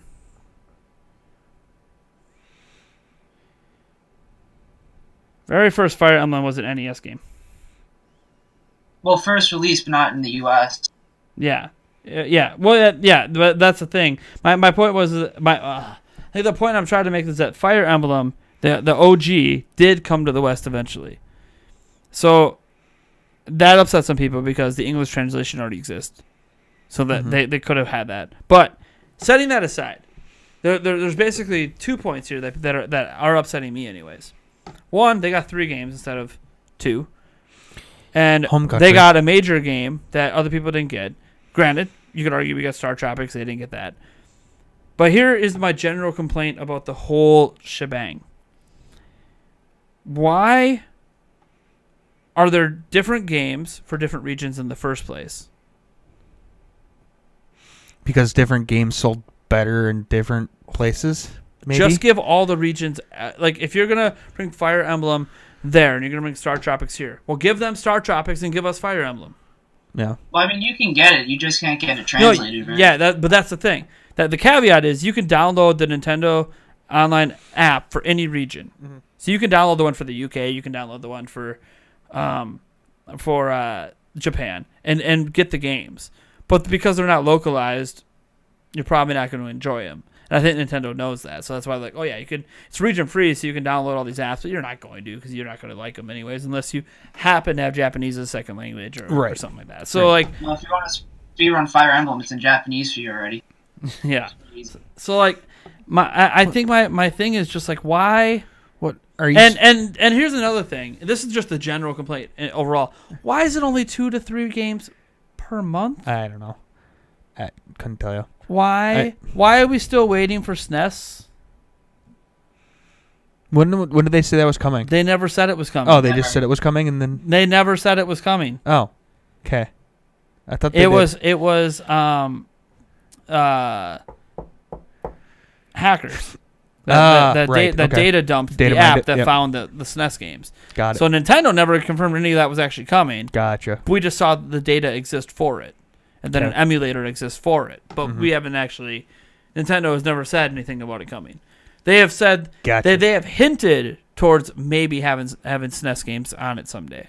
Hinted towards it. They've never guaranteed we were going to get them. They've only ever guaranteed NES. Yeah, I think Nintendo really overvalues their NES games. They think they're worth a lot more than they are. I wonder if a lot of the games don't hold up as well as they think. I wonder if they go look at like the secondhand NES market, right? Like go to eBay and they're like, "Ooh, what's Star Tropics selling for? Oh man, it's selling for $40. Well, geez, that's a really high value on that game. So we're gonna value it the same way." And it's like, it's high value because it's hard to find copies of it. It's not that people want to pay that kind of money for those games anymore. It's just that they're from the 80s. There's not as many. Like, go and look at the value. You value it so much. Go look at the value of Super Mario Brothers on the NES. Like, there's places that you'll just walk in and they'll just give you a copy. There's so many. Especially if it's the one with Duck Hunt. Yeah, right. They literally just hand you it because they can't get rid of them. So, like, that just has to do with supply and demand. That doesn't have to do with what people want to be paying or what they really value it at. And this is a secondhand market, and it's an old, 30-plus-year-old device. So, like, my thing is that most people thought it was overpriced on Virtual Console when they were charging like $5 per NES game. They thought that was overpriced. Yeah. So that's why some people are like, well, we're only paying $20 per year, so should we really complain that it's only 2 or 3? Yeah. Yes, you should, because then you're never going to get anything but NES games ever. Ever. This is their Virtual Console replacement. There is a ton of NES games that they can just nickel and dime you for. Oh, more than that. Well, but that's the thing. The Switch ain't gonna last that long. I know. I mean, you could easily come out with. You could probably even come out with 5 a month for well over a decade and still not completely finish off the NES library. Well, you're going to hit a lot of licensed games, though. I don't think Nintendo's going to pony up for that. Well, here's the thing, though. There's licensing issues and stuff like that, but all they have to do in many of those cases, not all of them. Obviously, some movie adaptations and stuff are going to have an issue, but like all they can do is like, oh, Activision. It's up to Activision. You contact them. Hey, do you want this game on the service? We'll give you, The Maybe month got the month the month Capcom it on comes there. out, all new subscriptions will give you a 5% kick of all new subs for that month, or whatever. Because obviously your game might have been a cause of new subs for that month, so we'll give you a 5% kick. Because that's usually how it works. It's usually not like Nintendo just pays a flat fee. It's they want a cut of what could be a really, really big pie. But if it's not much, then there's no sweat off their back anyways. That's there. So Nintendo obviously I think grossly, like, yes, NES games are valuable, but man, they're not that valuable. There's only one that's really worth going back and playing. All the other ones aren't that great. What? The Championship? No, Mario 3. Mario 3? Tecmo Yeah. Super Bowl. That's like And then the they best NES brought game that by to every mile. other platform anyways. Tecmo Super Yeah, I Bowl. know. Tecmo Super Bowl. 'Cause that game was freaking Tecmo amazing. Super Bowl is sick. See, like, you think Mario 3 is the only one to go back to, and I'm just like, that's not even the one I think of when I want to play NES games, man. Dodgeball all the way. Well, I know, and they have it, and that to date is one of the few games that, not for the purpose of a video, on the online service, I've actually played all the way through to beat the Russians at the end. Yeah. Like, because one, not every game there is play through to beat the Russians at the end, but that's like I beat the game. I beat the game. Like I did it because I just. Oh, it's not there like was the a game is nostalgia overly trip. long There was either. a nostalgia trip there. And it's also and like the game's not very long either. But well, it's not very long, and like. I'm playing it. I'm like, gosh, I remember there being other moves. How am I doing? And then you start realizing, oh yeah, that's right. Double tap this and jump throw this. And catch in the air and then each one of your three guys is like, because I always play as the U.S. team, of course. Yeah. So I started remembering each of the three guys in the unique way they can do their power throws and then how to catch and how to avoid. Like And you start to remember some of the frustrations, like when the ball goes in the corner and everyone slowly walks over to it and everyone's like trying to pick it up and nobody can pick it up. Yeah. And you're just like, is it broken? God. Like, no, someone will eventually get it. Just hold on. And then you got that game, and then there's my game of Bubble Bobble. Oh, I freaking love that game. There's my game of Battletoads. Oh, there's that too. That is a fantastic very difficult game. Oh God, yeah. Really, but I mean, Punch-Out's good on the NES too. Is that on the service yet? Is what? Yeah. Punch-Out? Punch-Out? Yeah. I don't know. I don't if think Punch-Out so. is. I don't remember it being on there. I don't know.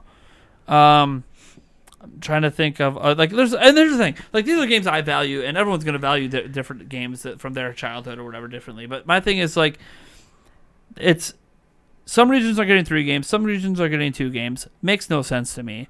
Why are we only getting 2 to 3 games? I know that's been a question for ever since this thing launched, but I'm like, I don't care that it's only like a lot of people bring up that it's only $20, and I'm just like, okay, well, you know what? Game Pass on Xbox One is only $60, and I get all the Xbox 360, and all the brand new exclusive Xbox One games, plus some non-exclusive games too. Yeah, and that's only $60. I'd rather pay $60 and get all of that than pay $20 and get 3 NES games a month. You're not wrong. Like, this is Nintendo's self-proclaimed Virtual Console replacement that isn't even releasing games at the same pace as Virtual Console. And Virtual Console on Virtual Console on Wii U, on DS, 3DS, etc., it never actually completed itself. Well, we never got the complete Nintendo. We're no licensing issue. We never got the complete Nintendo NES library, the complete Nintendo N64 library, the complete Nintendo SNES library. We never even got the complete libraries before they rebooted the platform. So it's like, how the hell are we ever going to get a complete anything library at the pace this is going? You're not, ever. I mean, just Nintendo games. Forget the third parties. Just Nintendo's own IPs. Like, yeah. You're not. And that's what people want. They want a complete Virtual Console service. And also more than one console. Yeah. I'm sorry. I think SNES give me a little bit of variety. SNES might land this summer. It's got to be coming, right? I don't want to make presumptions, but come on. You've got to at least get SNES. But even then, is SNES really enough too? Like old school Virtual Console, you had at least up to N64. And then on, we were starting to get some DS. And Game Boy a little bit. Granted, the handheld side of things wasn't as impressive in terms of getting the handheld stuff, but it's there. Yeah. they could pull from it. Why the hell don't we have it? Well, I mean, There's no reason Game Boy. We were able to play Game Boy games on the Super Nintendo through the. You know what? Add a super. Add the Super Game Boy to the Virtual Console service, so we could just. I want GBA so badly. Oh, GB like. Yeah, that would like be the fun. only thing I could understand is DS and 3DS with the dual screen. Maybe they just don't do those for a while. But everything through GBA has no reason it couldn't be on this service. Right. For sure. Heck, I could make an argument that everything through Wii could be on this service. They won't, because they're going to still value Wii and GameCube really highly, and that's fine. Even though, like, at this point, GameCube is like 3 generations old, but whatever, fine. Yeah. I just... I don't know. I couldn't tell you. And here's the thing. Reggie said... I'm going to miss you, Reggie. Yes. Reggie said, no N64 Classic. So it's like... But... So are we getting N64 games? Or when? But 2024? Yeah, right. They also said no VR too. Yeah, that's true. Well, Nintendo lies a lot. Yeah, that they do. But I actually want to go back to the quotes. I want cause he said no VR, but I wonder if he's like because he did say no plans for VR in the future, I believe. Yeah. Well, he also said that they're always looking into it. Mm-hmm. Yeah. So like it's kind of one of those that like. Yeah, we have no... you know what? I bet if you read the quote... See, Reggie's very clever in the way he says things. Yeah. So, like, you're remembering as, like, no VR in the future. To me, that doesn't sound like anything Reggie would ever say. Because Reggie never makes a guarantee that we won't do something. He never makes a 100%... No. Like... What he will say is, we have no plans for it right now. Yeah. And right now was 4 months ago. Right. Right now was not April of 2019. Right. Yeah. So, like... Because I know for a fact he said, we're always looking into it. We don't think the technology's there yet. Mm-hmm. I remember that quote. But it's like, but you just admitted they're looking into it. Which means Nintendo's doing something with it someday. Mm-hmm. And this is someday. Mm-hmm. But anyways, I don't know. Like, do you guys have a problem with how they're handling these releases? Yeah, it's definitely pretty bad. I mean... I don't know what emulator they used for like Wii Virtual Console and 3DS and Wii U's, but based on the data mining, it's clear they're using the NES Mini and the SNES Mini for the Switch. So hopefully they get on. And those are really good emulators, by the way. Oh yeah, they're really like nice I think even like the hacking community was like, dude, these are some of the best emulators that have ever existed for these platforms. Oh, it's nice because they're so easy to hack and just drop. Well, yeah, they're easy to hack and drop in, but like it's not just because they're so easy. Like the emulator itself emulates the games like better than anything. Guessing it's probably because they were created by Nintendo. Well, obviously Nintendo has the ability to go to the OG code base and literally copy paste things. Makes things a hell of a lot easier to emulate when you're the ones who created the games. Yeah, Nintendo is also the ones that released a pirated version of their own game on Virtual Console. Yeah, I mean, granted, you can't get mad at Nintendo for it. They own all the rights to it, so it's like, it's just kind of funny that like they downloaded it off a ROM site and they hate ROM sites. Yeah, because they themselves or whoever was in charge of that particular game couldn't be bothered to go rip their own copy of it. Because like it was a game that clearly there's copies around, and Nintendo could have gotten their own version if they wanted, but the person in charge of that particular game's like, yeah, I could do that, or I could just type in blah blah blah ROM and download it off the internet, submit it to Nintendo, and it got through Nintendo's QA. No one noticed. Lol. And they sold it.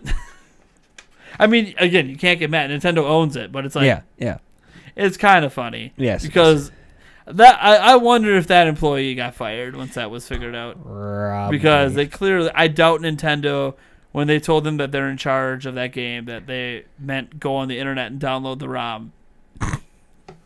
That's funny. I actually questioned, was this a Nintendo of America employee? It sounds like an American style of shortcut. Yeah. That's what it sounds like, shortcut.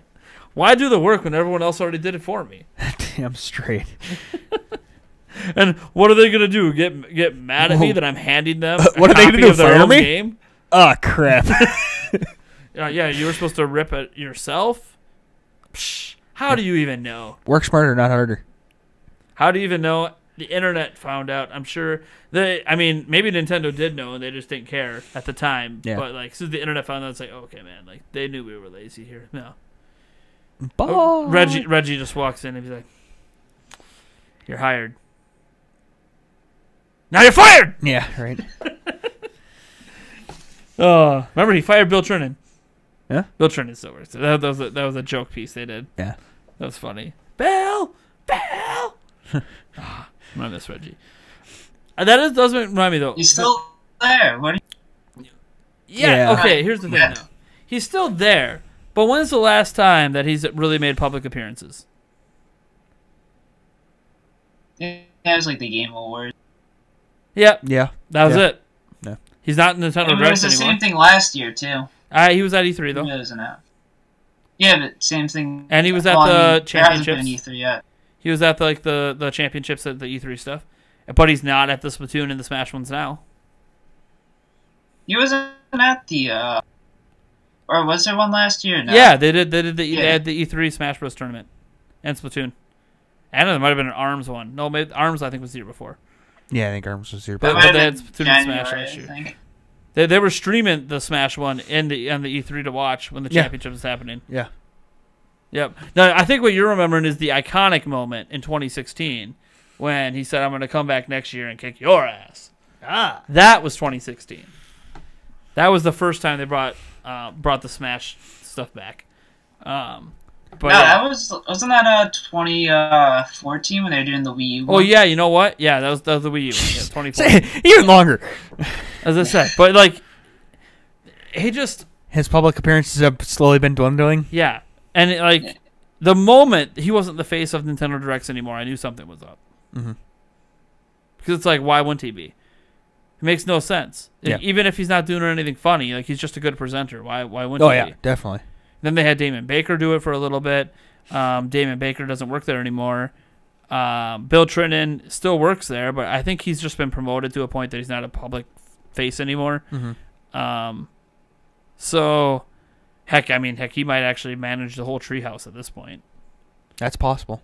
I'm sure that we haven't seen the last of Bill Trinan. Like at E3, he always seems to come in to translate for someone like Miyamoto or someone like one of the big dogs for interviews, but not always. But I don't think we've seen the last of Bill Trinan because he's not quitting or anything. But I don't know that Nintendo's strategy really involves him being on camera anymore. Mm-hmm.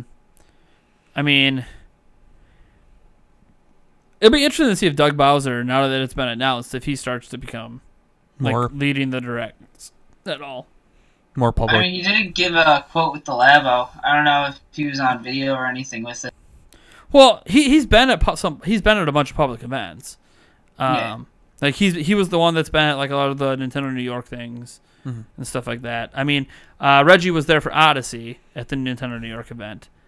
And I'm sure back then, I'm always curious like when Reggie decided he was going to retire. Because I'm guessing that because Doug Bowser's only been there for about 4 years. It will be 4 years by the time he actually becomes president.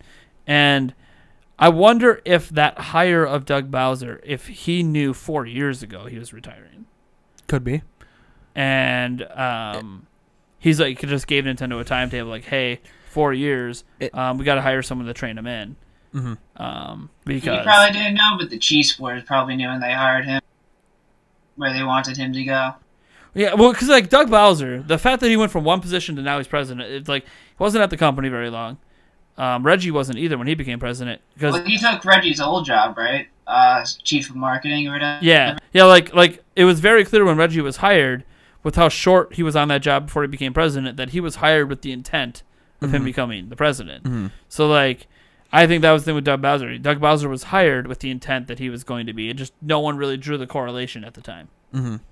They just thought, oh, he's good at his job, or he was good at at EA and stuff like that, and they're just like, yeah, he's just a good person for the job, and his name's Doug Bowser, which they knew fans would like. Yeah, Bowser. right, yeah, So right. like they didn't really think much of. So he kind of just flew under the radar. Plus, Reggie isn't that old, Right. so no one was thinking Reggie's walking away anytime soon. Especially Now, with he is CEO or COO, and president of a major company in the United States, so he probably has a pretty sizable paycheck and can afford to retire early. Oh, I'm sure he's probably a multi-millionaire at this point. I don't. I'm maybe. sure Reggie's probably in stock value. I don't think he was being paid like a Bobby Kotick. Like Activision, like paying him like $25 million a year. Like Iwata wasn't being paid that. So like I just don't see that Reggie was being paid that. I wouldn't be surprised if Reggie was being paid more than Iwata, just because of living expenses and differences in exchange rates between Japan and the U.S. Mm-hmm. But I know like this is personal finance stuff, so who cares? But it is interesting to think about like what would the value of his position actually be monetary wise. I mean, obviously we're talking well over 100,000. Like we're talking, if you're CEO and he was high up at Pizza Hut, probably making a decent amount. So he had to be making probably at least more than that for him to leave Pizza Hut. So I mean, you also get stock options too and stuff, benefits. It started putting an actual number. And he even moved up higher at Nintendo. Remember, he actually had a position in Japan too. Which by the way, he never said he was retiring from. No, he just said he was stepping down from president. Yeah, he said he might still be in like the E3 videos. He's probably just not going to be working as much. I don't think he's going to be in the E3 videos. I think that would just be too confusing to people. You don't publicly announce you're retiring and Doug Bowser's replacing you, and then you still appear. I think that could be an E3. I think he's taking a. Oh man, there was another major person at Nintendo Japan that stepped down, like Kimishima. I think he's taking a Kimishima role, where he's retired, but that like the fellow or whatever role he had in Japan, I think he still has, which is basically an advice role. Mm-hmm. So like. He's not going to be involved in day-to-day activities with anything anymore. But if anybody has questions, if there's like that, that one big meeting or two meetings per year where they're like deciding a company direction, or like he'll be in there for advice. Yeah. But like he's not. I mean, you're paid for that, but you're not. Like Kimishima is still involved with Nintendo, but he's retired. He's basically a senior advisor. Yeah, basically, we're like you don't really work anymore, but. Every now and then, like they'll consult you on a decision just to see what you think about it. Mm-hmm. Like when he steps away from Nintendo of America, it's not like I don't think Reggie's not gonna pick up the phone if Doug Bowser calls. Like, of course, yeah. I assume he would. I mean, he doesn't have to. He's retired. Right. He could just say, "Screw it, I'm done," and right. maybe he really is truly done. I mean, we don't know because we just know what he publicly said. We don't know what the details of the retirement behind are. the scenes is he also stepping down from the new positions he was handed out in Japan? Or does he not even have those positions anymore? Were those positions dissolved once they restructured the leadership and had Furukawa at the time? Maybe it doesn't even exist anymore. We don't know because Nintendo doesn't go through that corporate ladder very often, since Reggie himself is not a publicly elected person in his job. Mm-hmm. Yeah, Nintendo has to keep coming up with new hire positions to promote people too. Yeah, everyone just keeps staying there so long. And I'll miss Reggie, of course. Oh, yeah. I think everyone will. But who knows? Doug Bowser. The thing that's weird about Doug Bowser is he is older. So you have to wonder, like... I mean, when I say he's older, it's not like super old, but like Reggie was hired in his 40s. I think Doug Bowser was like 53 or 54. Only a few years younger than Reggie. So like my thing is like, does Doug Bowser view this as like a lifer? Is he going to be like, hey, dude, I'm doing this for the next 10, 20 years. I'm going till I'm 80. Yeah. I mean, at the rate most Nintendo... Or is he a stopgap? Maybe. Maybe Bill Trinin's really going to take over. Ah. That's why we haven't heard from him. There we go. But they're you haven't worked enough. But you haven't worked enough at the corporate level to have this job yet. Doug Bowser has. He's thinking of retiring at 60. So we're going to give Doug Bowser this job for 6 or 7 years. To get you trained up. We're on to you, Nintendo. I figured it out. Yeah. Because if Bill Trinen ever takes over, I think the internet's going to explode. It already exploded over Doug Bowsette, so... No, good.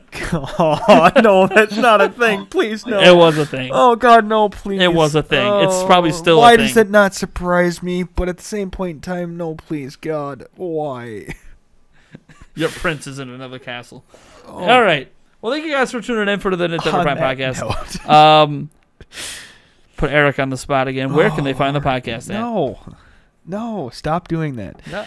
Eventually, it'll be second nature like it is for me. You don't even have to think about it. Yeah, until you miss one. Oh, God. Oh, Patreon. There you go. Patreon.com/Nintendo Prime. Even better for you.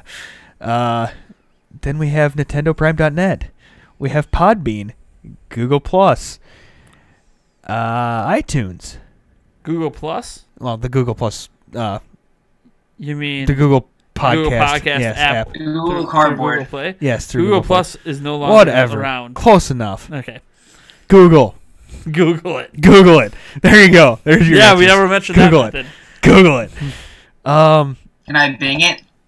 You probably sure, could you Bing can Bing it. Why not? I don't know if the Google Play version will show up in Bing, but the other one should. Yeah, right. And iTunes. I think I got them all. I'm double checking because we split it up there for a second. I think you're good. I think you pretty much got them all. I'm gonna go through editing, and when I'm editing, I'm gonna be like, "That bastard." Oh, then you're gonna add something Flash at the bottom. Yeah, at the bottom, you're gonna add Warning!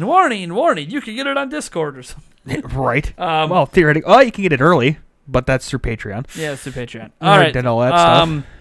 Yeah, I guess that's really it. Oh, you can follow me on Twitter at Ninty Prime. You can follow Eric on Twitter at emo8790. I don't know why I still have to think about that. 243. You want to shout out anything? I got nothing. Nothing. I'll drop my. I keep meaning to do it, but I'll drop my Switch friend code in the Patreon chat one of these days. Oh, okay. Ah, there you go. I thought like, you're about to make it public. I don't know if you can handle those requests. Yeah. I don't know how many people would request you, but man, when my Switch friend code was public, and I used to do it during live streams. Hurlard. Oh my God. Yeah. Thousands. I'm not even kidding. Thousands of friend requests. And Nintendo's friend requests are like impossible to manage on Switch. Yeah. So when I finally got them all cleared out, I'm never doing that again. This is why, if you want to play multiplayer games with me, you need to support me on Patreon because that's the only way you're getting my friend code. Yeah. Period. Or I guess you become a YouTube member or a Twitch Prime sub. Or you're me. Well, I mean, if you know me in real life, that's obviously different. Or apparently, the guy for my recent episode of Nate's Stuff, this soldier who's stationed in Germany sent me this stuff, and he sent me his friend code. Yeah, I'm gonna friend him. Oh, yeah, obviously. I know. I thought about saying to him, "Sure, I'll friend you. Do you support me on Patreon?" Yeah. No, I'm not gonna do that. No. But yeah, thank you guys so much for stopping by. I hope you enjoyed this episode. I had a lot of fun with it. I think we all had a lot of fun. Yep. It was nice having Andrew on. Yeah. Haven't had him on in a while. It's been a while. Thanks for having me. Yeah. Hopefully we'll have more patrons on later this month. I know we have one more that is signed up, I think, for 2 podcasts from now. And the rest, who knows? We have 10 people that could potentially be on. We'll see how many show up. Yeah. I don't think there's anything else to talk about. I think we're done. Peace out. Later.